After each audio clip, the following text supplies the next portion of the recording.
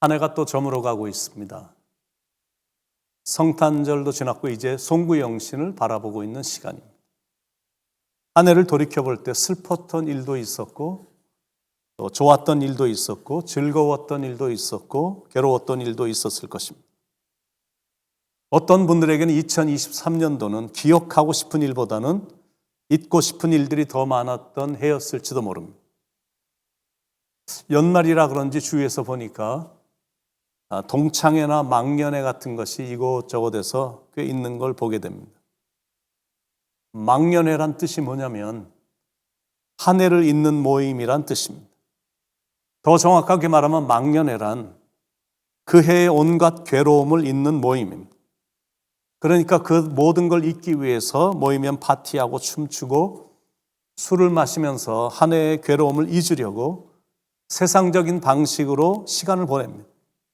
그런데 문제는 괴로움들을 기억 속에서 잊어버린다고 해서 지나간 과거의 문제들이 해결이 되지 않는다라는 사실입니다. 그래서 이제 망년회로 보내면 안 되고 송년회로 보내야 됩니다. 차분히 한 해를 되돌아보고 새해를 준비하는 마음으로 이 귀한 시간을 보내는 겁니다. 12월을 결산의 달이라고 합니다.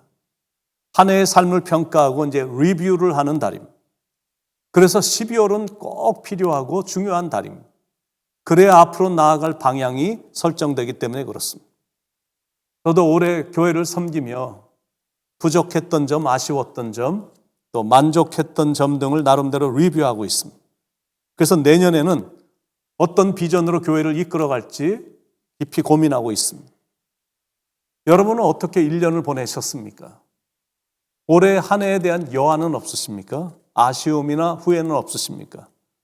새해를 맞이하는 심정은 어떠십니까? 어떻게 한 해를 결산하고 있습니까?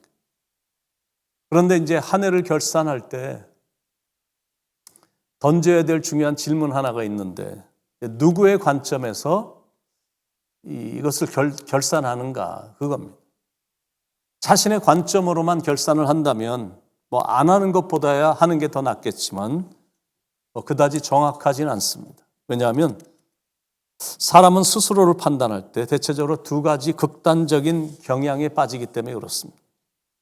하나는 자학이고 또 하나는 교만입니다. 둘 다 안 좋은 겁니다. 자신의 관점으로만 결산하기 때문에 그렇습니다.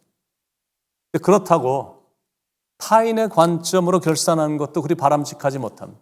왜냐하면 자기가 자신을 판단하는 것이 잘못될 수 있는 것처럼 나에 대한 타인의 판단도 편견이 있을 수 있기 때문에 그렇습니다. 그렇다면 어떤 관점에서 판단되어야 될지를 여러분들이 분명히 알게 될 것입니다. 주님의 관점에서 판단이 되어야 되고 결산이 되어야 된다는 것. 고린도서 4장 3절 4절에 너희에게나 다른 사람에게나 판단받는 것이 내게는 매우 작은 일이라.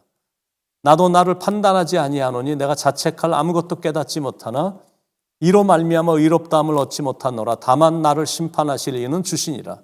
그러니까 나를 정확하게 판단하실 분은 주님밖에 없다는 거예요. 왜 그분의 판단이 가장 정확하냐면 그분이 나를 창조하셨기 때문이고 내 인생을 섭리하시기 때문이고 내 삶의 주인이시기 때문이며 마지막 날에 나를 심판하실 분이시기 때문에 주님이야말로 나를 가장 완벽하고 가장 정확하고 가장 공정하게 판단하실 분이십니다. 그러니까 자신의 판단이나 다른 사람의 판단에 의존하지 말고 주님의 관점에서 판단해야 돼요. 주님은 어떻게 우리의 인생을 판단하실까? 주님은 우리의 한 해를 어떻게 보실까? 주님은 무엇으로 우리의 인생을 결산하실까?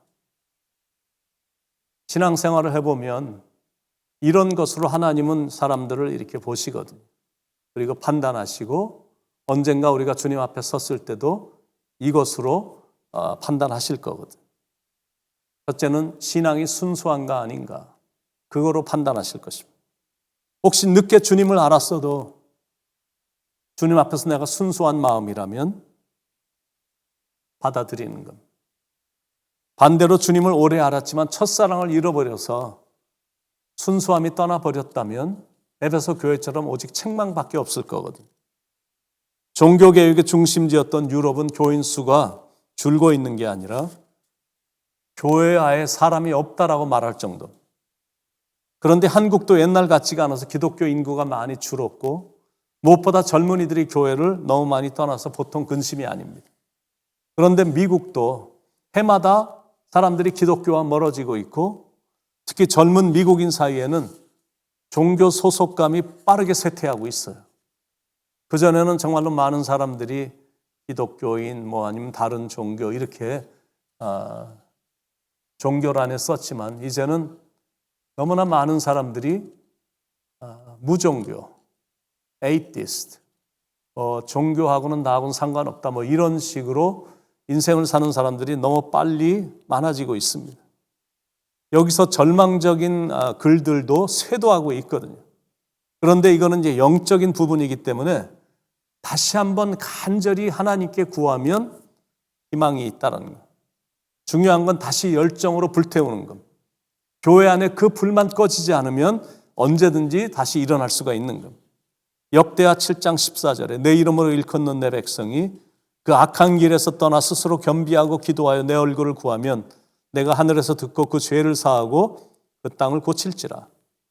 그래서 아무리 세월이 많이 흐르고 시대가 바뀌었다 할지라도 신앙의 순수함만 있으면 되는 겁니다. 목회자는 복음을 전하지 않으면 마음이 불붙는 것 같아서 골수에 사무쳐 답답해하는 그런 열망이 필요하고 성도들은 하나님의 말씀을 사모하며 하나님을 순수하게 사랑하는 마음을 갖는 것이 절대 필요한 것. 그럴 때 주님으로부터 좋은 평가와 함께 칭찬까지 받게 될 것이다라는 5절에 그러므로 때가 이르기 전 곧 주께서 오시기까지 아무것도 판단하지 말라. 그가 어둠에 감추인 것들을 드러내고 마음의 뜻을 나타내시리니 그때 각 사람에게 하나님으로부터 칭찬이 있으리라. 주님은 어떻게 판단을 하실까? 어떤 기준을 가지고 평가를 하실까? 결산을 하실까? 충성하는가? 충성하지 않는가? 이걸 통해서 결정이 됩니다.